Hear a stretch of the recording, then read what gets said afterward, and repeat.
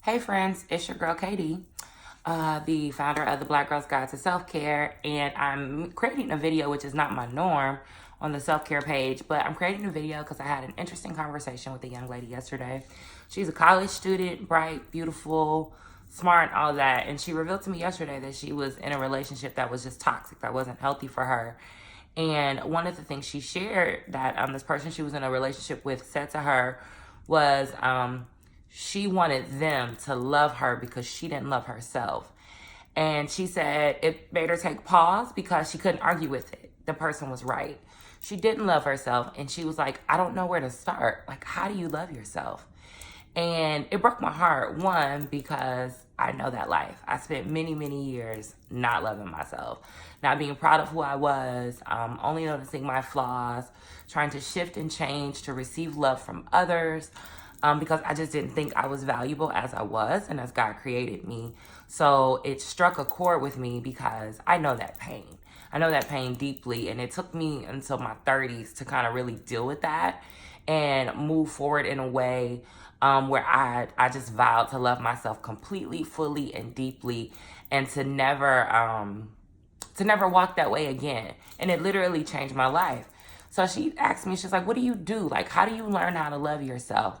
And on the other hand, I was thankful because I had walked through this process. I was able to give her some examples. Now, here's the thing. What I did may not work for you. But it can give you some ideas of maybe what you need to do if that's something you're struggling with. Because I recognize that this self-care journey, this saying, I'm going to put me first so I can be my best self because I deserve the best of what I have to offer, has to stem first from a place of love. And if you don't love you, that's a hard decision to make because you won't believe that you're worth the effort. You won't believe that you're worth the time. And you won't believe that you should be prioritized over other people that you feel like you love. And from a biblical perspective, if you just kind of want to get really real with it, at least for me, the Bible tells us to love our neighbor as we love ourselves.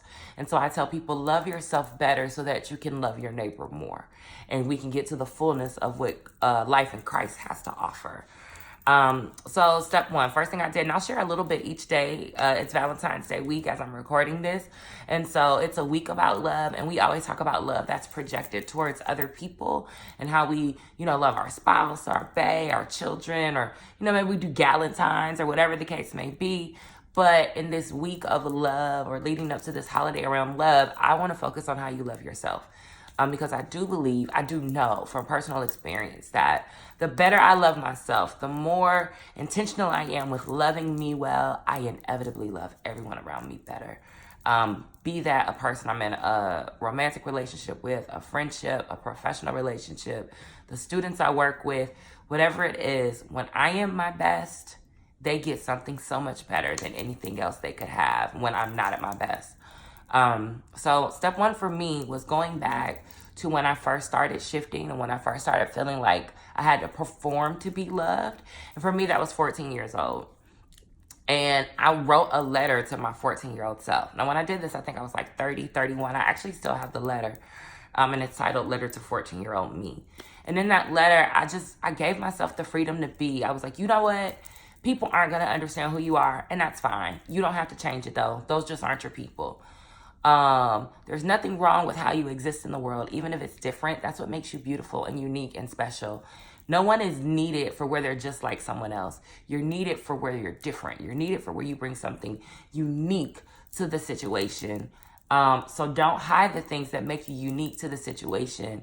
That's where your value is. That's where you meet the needs of those around you. That's where you shine, and that's where you show the beauty of God's creation and his infinite wisdom and how he chooses to make us all beautifully differently.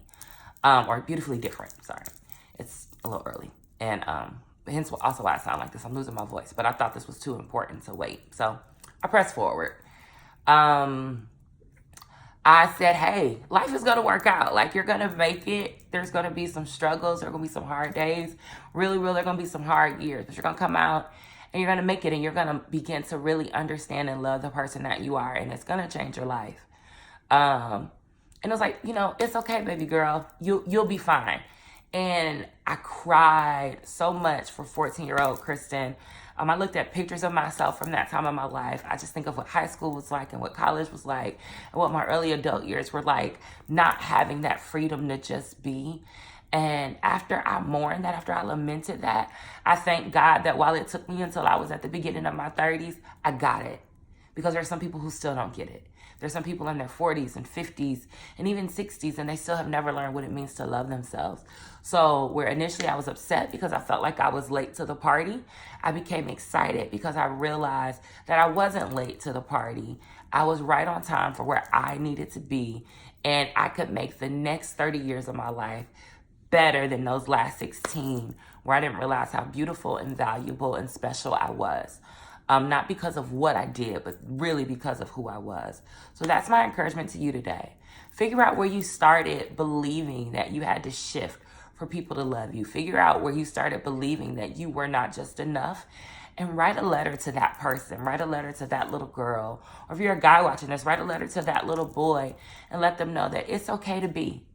It's okay to shine uniquely in this world as the bright light that you were created to be. You don't have to be anything for anyone else to love you. Even your family, your parents, it doesn't matter. Show up in the world fully as who you are, and your people will find you, and you will find your people. So that's all I got for step 1. I can't wait to share what I feel like is step 2, or what will become step 2. This really isn't a step process. These are just some things that helped me in my journey to loving myself, which definitely informed me in my journey on self-care. So have a great day. Love you all so much. Mwah.